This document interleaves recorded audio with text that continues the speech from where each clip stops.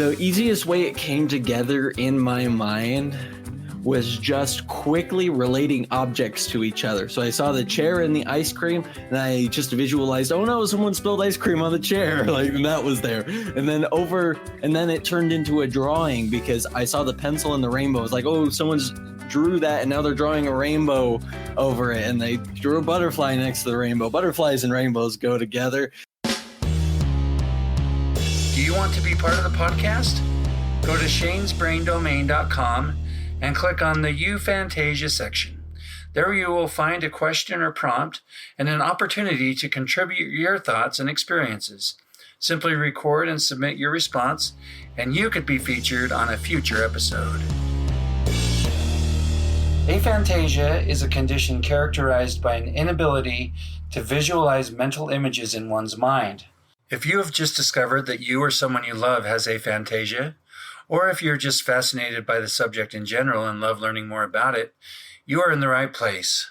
The Discovering Your Mind podcast delves into all aspects of the mind's eye, including aphantasia, hyperphantasia, and everything in between.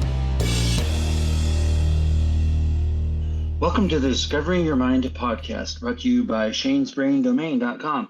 I am your host, Shane Williams, also known as Shane's Brain. And today I am joined by my co-host, Cole Williams. Hi, Cole. Hi. And today we are going to discuss whether or not people with aphantasia have a less reliable memory than those who can visualize. All right. So the first thing we're going to talk about is a study that was done that was called Quantifying Aphantasia Through Drawing. Okay, so what they did is they took 61 people with aphantasia and 61 people who could visualize. The study had 5 phases to it. The first phase was participants were told to study 3 images in as much detail as possible. Okay, so the images are just square images, 500 by 500 pixels. They were shown each image for 10 seconds with a 1-second interval. Now, the pictures were carefully selected. They wanted it to be fairly unique and have a high number of objects. So, for example, they had a kitchen scene, and it didn't have a lot of the typical things that you would see in a kitchen, like a refrigerator and a microwave, a toaster, those kind of things. It was more unique than that. The second phase was they basically test their memory. They give them a blank sheet of paper, the same dimensions as the original picture, and just have them draw it from memory. And this was done on the computer using a mouse and using just a basic paint type program. Uh-huh. They could draw with a pen in multiple colors, erase lines, and undo and redo actions.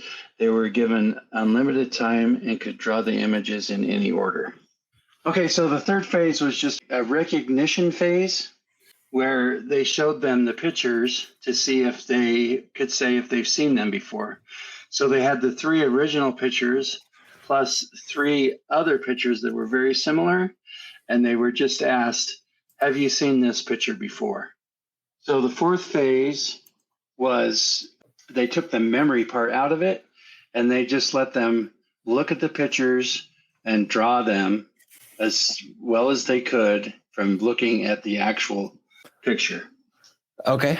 So they did this so that they could compare between the memory phase and the looking at the picture phase. Is there a difference based on just drawing skills or how well you can draw with a mouse and those kind of things?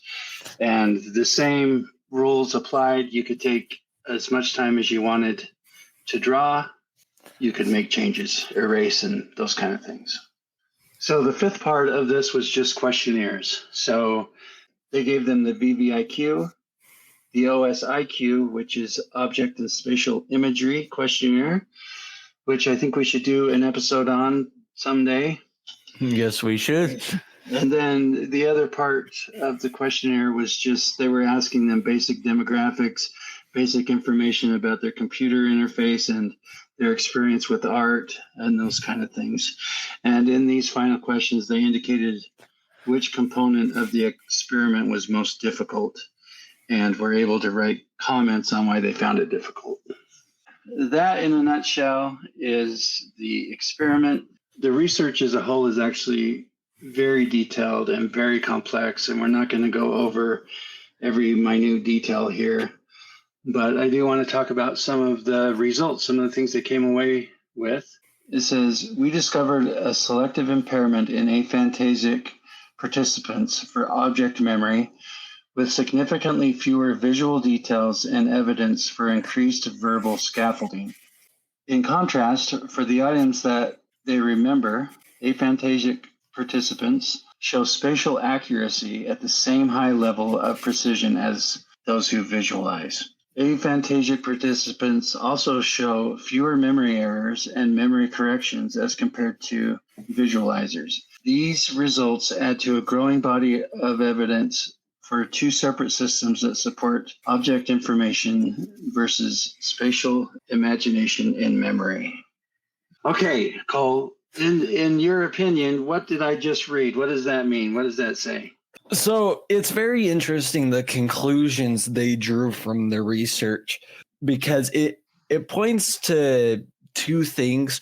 One, it's a further proof of this idea that scientists have had, or psychologists have had for a long time, and that's the idea that object memory and spatial memory are not the same thing. And I totally believe that they are not. I think they're two separate ideas. It also points to this idea we've talked about before, that aphantasia is not necessarily a disability, but just like a difference. Because if you look at what they're saying there, the object memory of these people with aphantasia was worse. So like specifically referring to the objects and what they looked like, that was poorer. But when they got something right, it was always in the right place. It was the right size. They weren't adding extra things that weren't in the picture. So their spatial memory, their memory of the position of things in space, is pretty good, actually. Maybe even better than people who can visualize. So I'd say that neither is necessarily a deficiency. It's just like two different strengths. It's just like somebody who's better at math than they are writing papers. You know, it's not necessarily a deficiency. It's just a strength that comes, and it seems inherent in how you visualize. There are several people with aphantasia that I've interviewed who, when they're trying to describe their memory, they describe it that way. They say it's a spatial sense. And so even though it's not visual, that spatial element is definitely there in a lot of cases.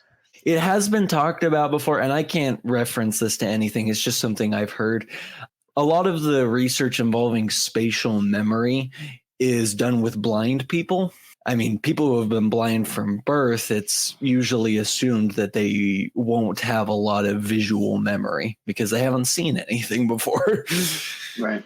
And so it's often been thought of as like spatial memory is that secondary tool that blind people or people who have been blind from birth are using for memory. And it could be a similar case with people with aphantasia. It's a secondary system that kicks in and does the job of what visual memory would normally do. Right. That makes a lot of sense. All right. I'm going to read a little bit more of these results. It says, comments by aphantasic participants at the end of the experiment supported their use of symbolic strategies. When asked what they thought was difficult about the task, one participant noted, because I don't have any images in my head, when I was trying to remember the photos, I have to store the pieces as words. So in this case, it sounds like he was using words a lot to just help him remember what was there. Their spatial memory is good. Their object memory isn't as good. And that's probably why, because spatial memory seems to be a little more intact, where just trying to remember words or objects, that would get more difficult, I think. Yeah, I definitely agree. All right. Another participant said, when I saw the images, I described them to myself and drew from that description. So I could only hold 7 to 9 details in memory. In contrast, visual participants largely commented on their lack of confidence in their drawing abilities.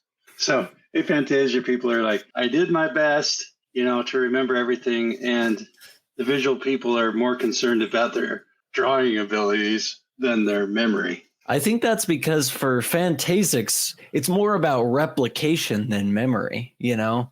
If it comes easily to you to just be able to pull up an image from memory, it's going to be more using your talents to actually try to replicate what you're seeing in your memory, which, let me tell you, being able to visualize does not make you a good drawer. So I can sympathize with that plight. I can pull up an image of something in my head that's pretty detailed and accurate. There's no way I'm going to be able to draw that onto a piece of paper. Right. Replication is a whole nother issue. Okay. And then one other interesting note that came out from the conclusions of the study. It says there is essential evidence to suggest that aphantasia is a valid experience. Right, so they're still going there. Like, but one of the things this study did is further proof that aphantasia is real. Mm-hmm. And, you know, we've heard from some people out there who have said they still have a hard time convincing their loved ones, their partners, that the condition they're experiencing is real and valid. So it's important that we still have research that clarifies that this is real. I feel like after 40 episodes, we wouldn't have to be saying that anymore. Yep, it is definitely an issue that will probably remain for quite some time, but we're making headway. All right, Cole, is there anything else you want to say about that study before I turn it over to you? No, I think we covered the study pretty well. It's a very interesting and groundbreaking study. What I love about it is that it's pretty new as far as aphantasia research goes. And this direction for aphantasia research is exactly what I have wanted to see. And I'm so excited we're getting studies like this because they're so fascinating. Okay, I have another real quick question for you. Yeah.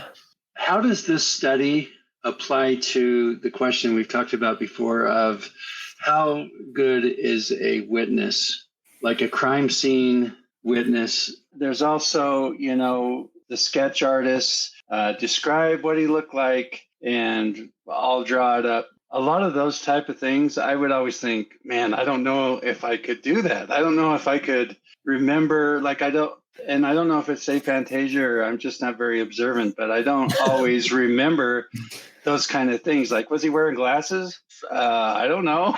What was he wearing? I don't know. Like, my brain doesn't register those things. And since I can't pull any images back up, I think I might be a less reliable witness. And I don't know if it's an aphantasia thing or not, but this study could point us to a direction of whether or not that's accurate. Okay. I've got a couple tests I'm going to run by you in a second, but that's making me want to pull up a third. Is that okay if I do that real fast? Yeah. Cole and I are going to play some memory games. In interest of the mainly audio-only format of this podcast, I have cut out the dead air and focused on the discussion surrounding the games. If you would like to see any of the visuals that were used, I have put them on shanesbraindomain.com in the aphantasia section. Okay, I'm going to share my screen with you. Okay, so we're just going to watch this video. We're just going to watch it once, and then I'm going to ask you questions about it, okay? Okay. Ursäkta, skulle jag kunna... Can I borrow your phone? I need to call a friend and my phone just died. Okay. I'll be waiting for him like 5 minutes. Thanks so much. Thanks, mate. Oh, cool phone. No, thank you. Okay, so for those of you who didn't see that, essentially the video was security cam footage, essentially, of a guy asking to borrow somebody's phone. The guy gives him the phone, and he slowly walks away with it and takes off. So, Dad, what was the guy wearing? He was wearing a gray long sleeve jacket with a blue shirt underneath it and long pants that were also like grayish, I think. Okay, what color were his shoes? Blue? I think they were blue. Okay, let's see. What color was his hair? Brown. Okay. What was he standing next to when he started running? It's like a white garbage can and a kiosk. Okay.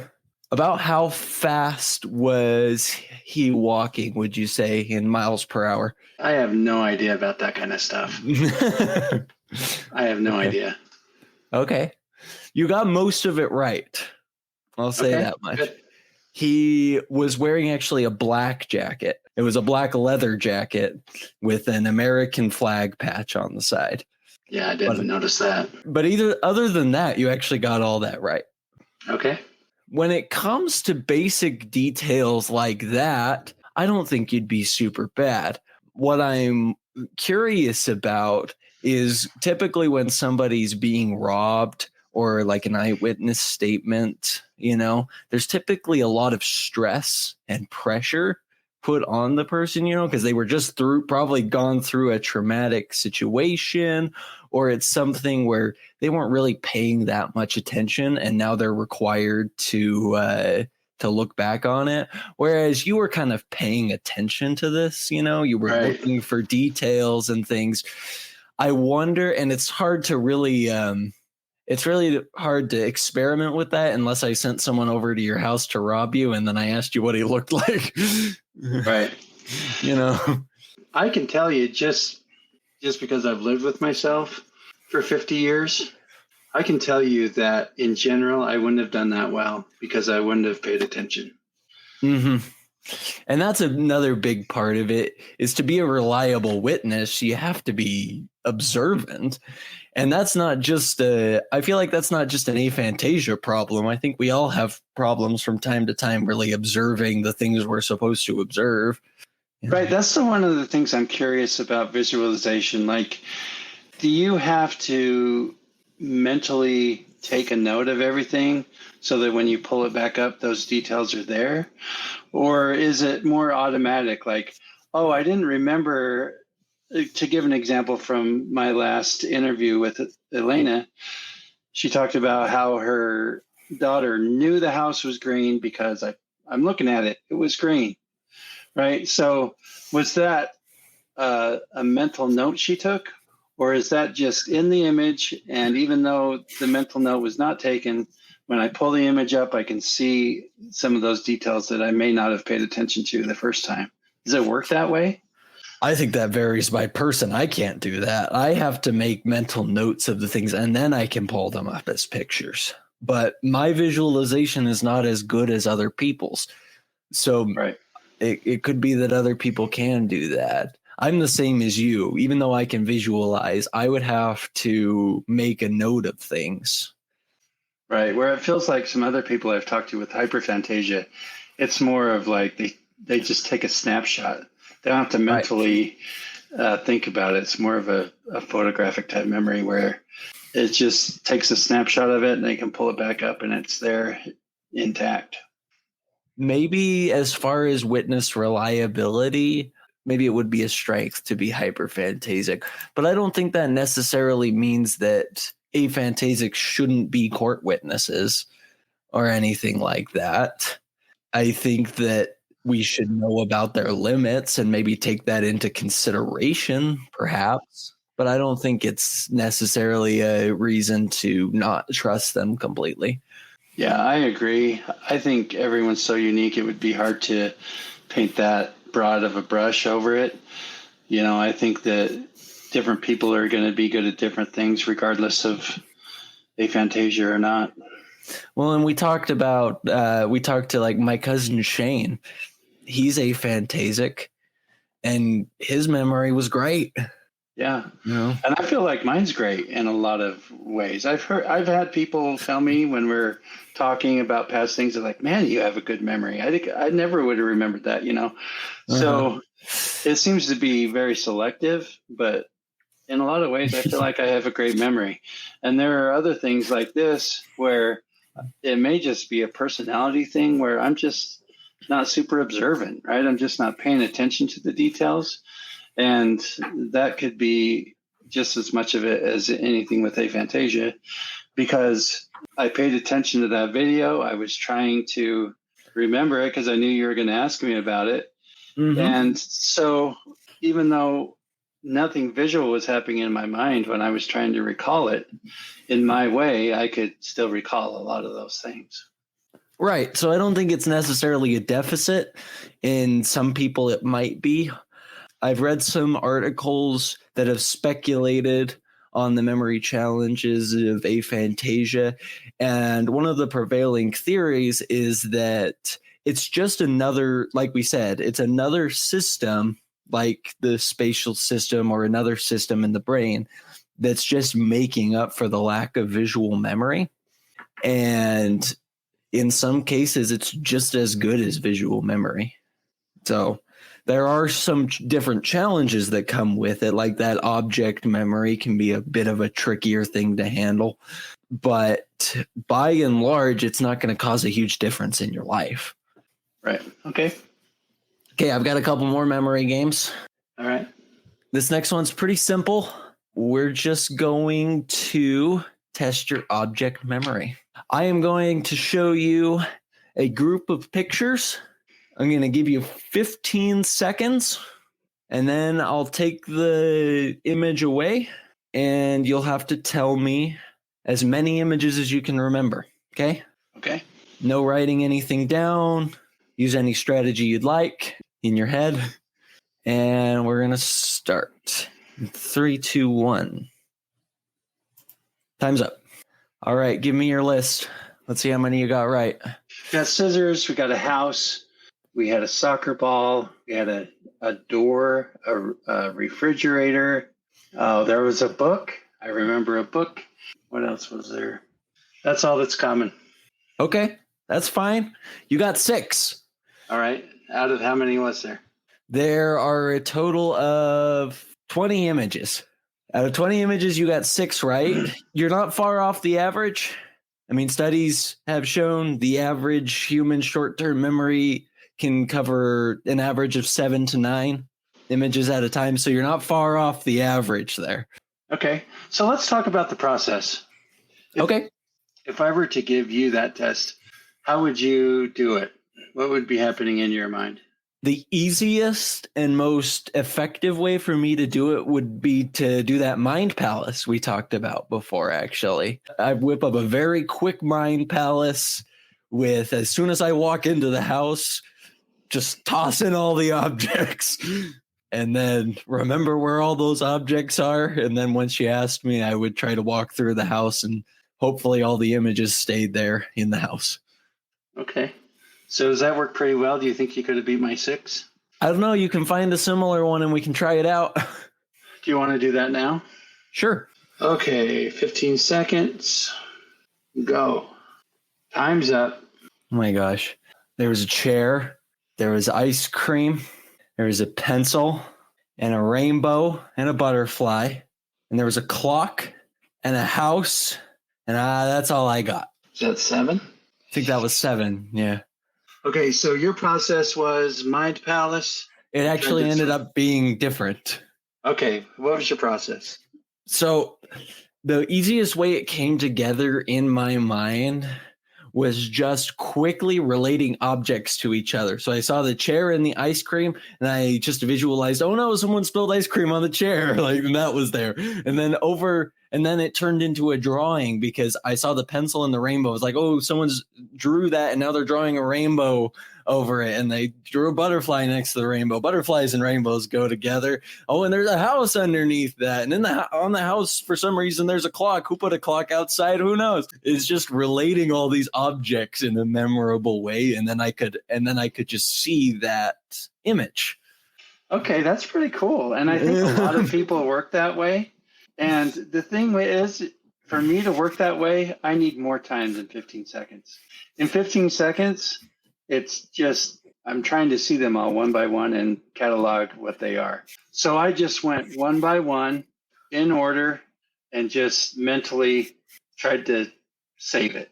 Because of that process was semi-slow for me, I didn't even make it through all 20 images. When you said time, I wasn't done. Well, I wasn't even halfway through when you said time on mine. I had just gotten to the clock on the house. Okay. So I did not pull all those images together. I remembered exactly what I had time to compute. All right. That's interesting. So overall, our scores weren't that far off from each other, though. So I think either way, the process can work. I don't know. If I had had more time, I think I would have done a lot better. Well, part of me thinks that I probably could too, because I would have logged in more images. But at the same time, the longer the time went, the more my memory was failing me. So it's like, I got to hurry and say the ones I remember because they're dropping like flies. Mm-hmm. My problem is from the beginning, my brain was like, "Oh, let's create an image," and then like 5 seconds in, I was like, "Wait, I'm on a timer. Start memorizing these faster." And so I just started throwing stuff into the picture. You're a wonderful dancer, she said with a smile, as I shimmied and shuffled and boogied with style.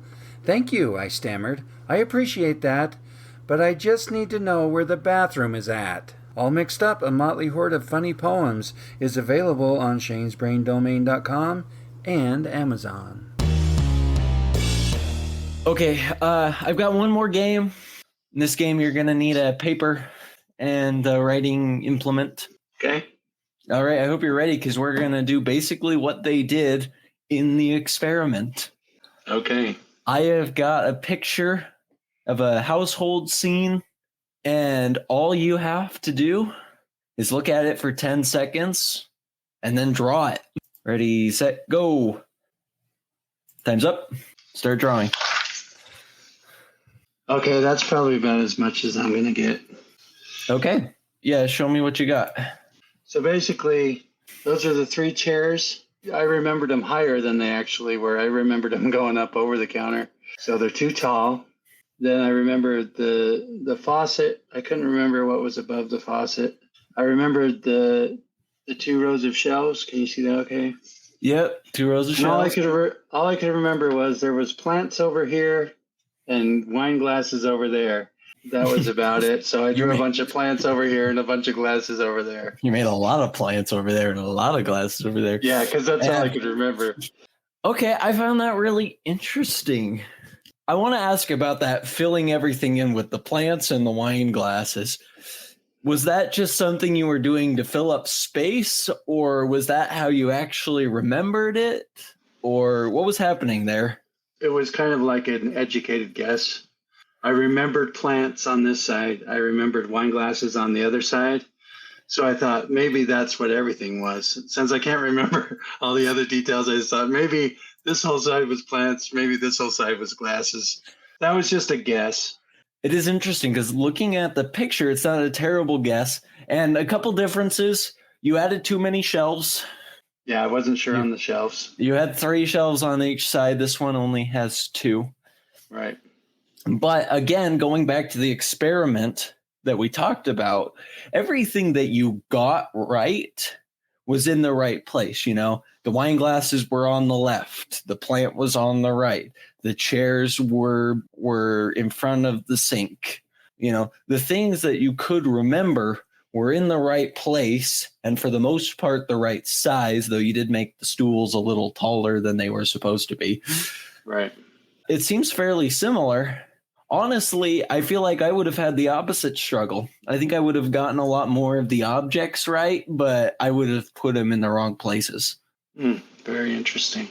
The last thing we wanted to talk about was connecting this all to what's actually happening in the brain.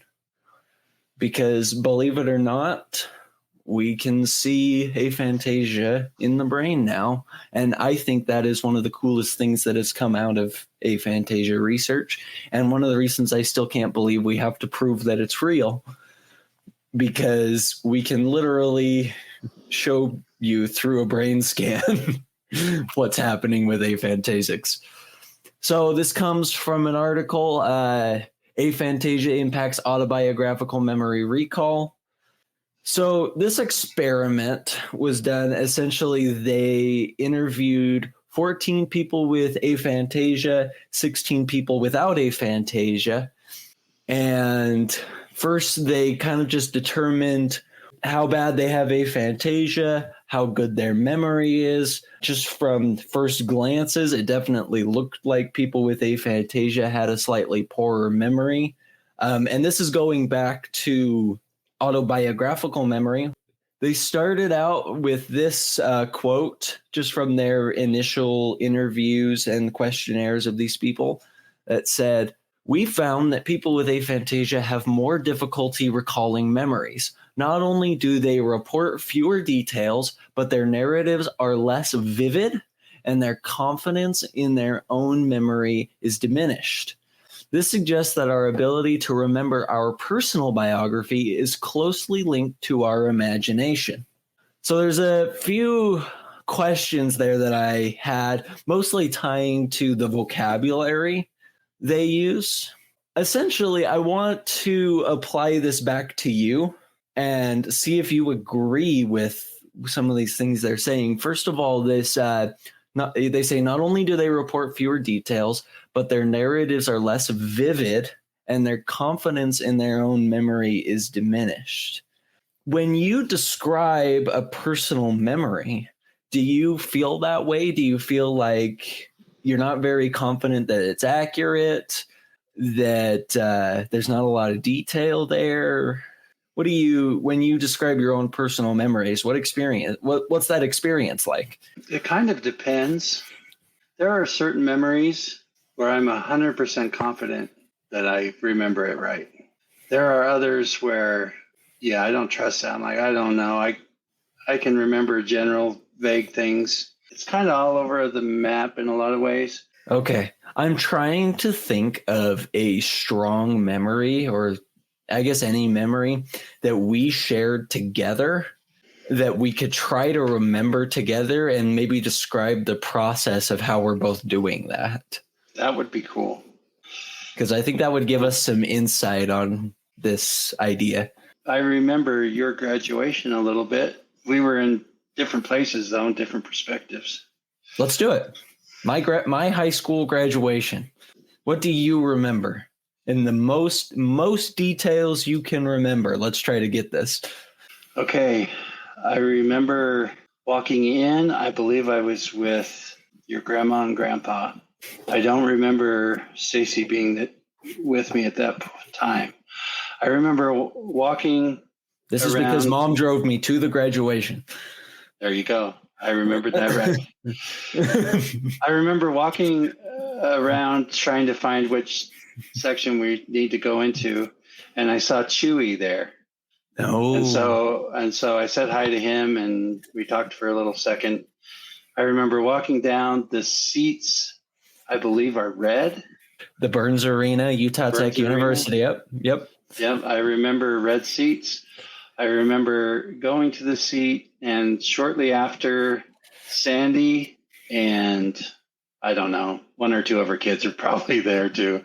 I remember that the speeches were the best graduation speeches I've ever heard. So that impressed me. I don't remember anything they said. I just remember saying, wow, that was really good. Like, I was really impressed by the speakers. I remember vaguely, the whole calling the names and people walking across the stage.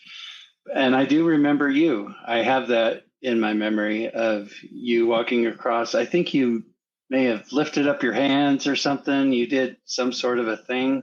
You are forgetting a key detail here. I did something what I consider to be very impactful when I walked across that stage. It was impactful for me.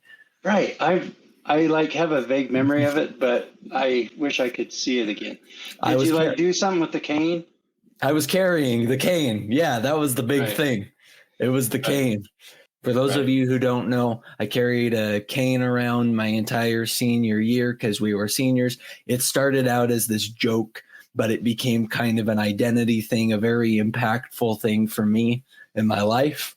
And walking across that stage with the cane is the only thing I enjoyed about my graduation, because it felt like I had accomplished something big, and that cane represented a lot of accomplishment for me. I do remember that now. I remembered there was something significant. It took me a minute to remember what it was. And then after that, it's a blur. I'm sure there were pictures and stuff like that. I don't remember much of that. Okay. A lot of what I remember is associated with feeling. Again, I tie things to feeling a lot and to my own insecurities. So I remember walking in with Mom, trying to figure out where I'm supposed to go and everything. We finally figured it out. I found a friend of mine and we were kind of just walking around talking for a while. Our gowns were black and gold, school colors, and our caps were completely black.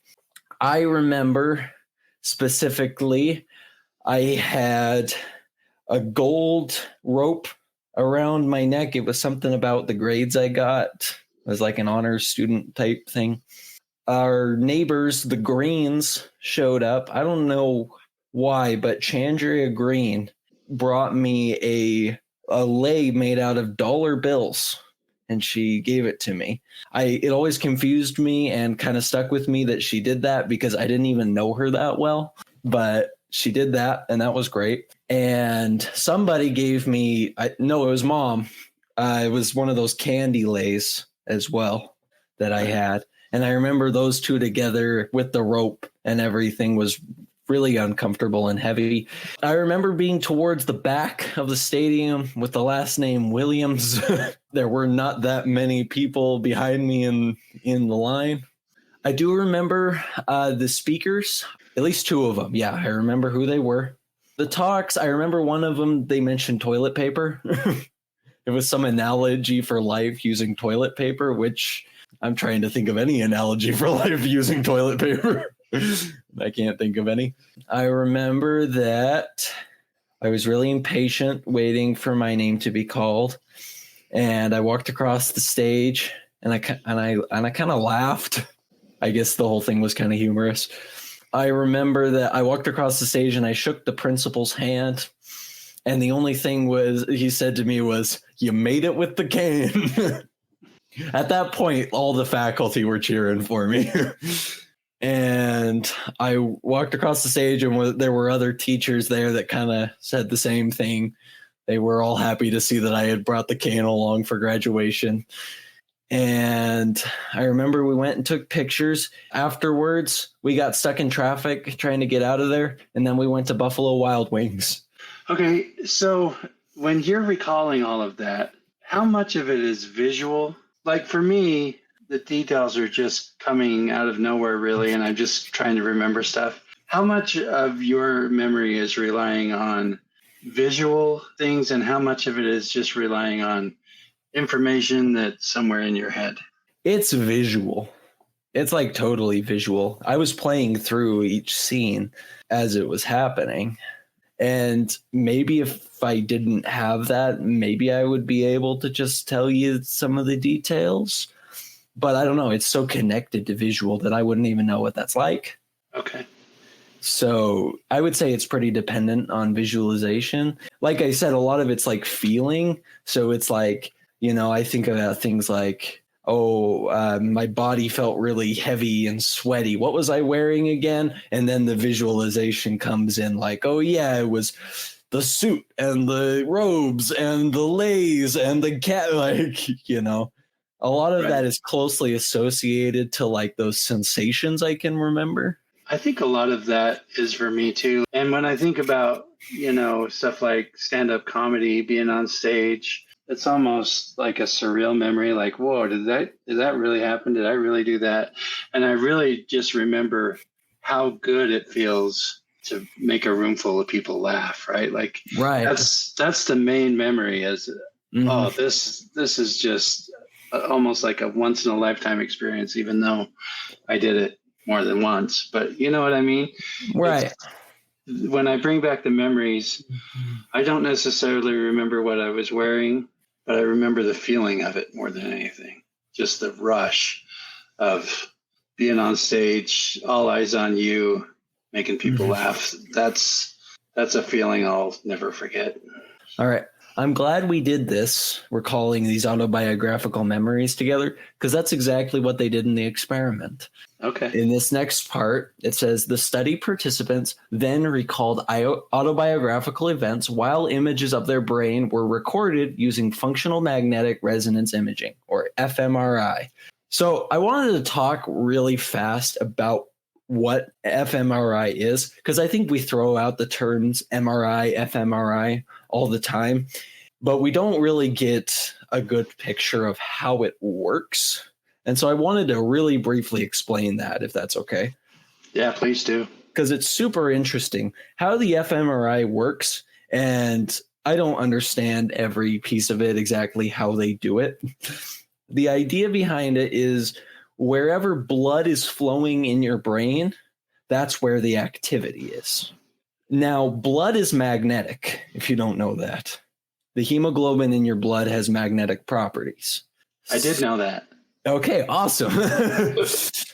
So essentially, in very simplified terms, because that's all I know, an fMRI is tracking, using magnets to track the movement of blood in your brain. Okay.